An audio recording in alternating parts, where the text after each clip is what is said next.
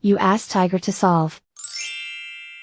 This deals with linear equations with one unknown. The final result is x equals -4. Let's solve it step by step. Simplify the expression. Expand the parentheses. Group like terms. Simplify the arithmetic.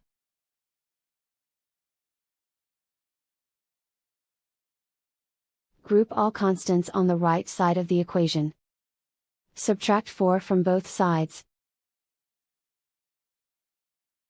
Simplify the arithmetic.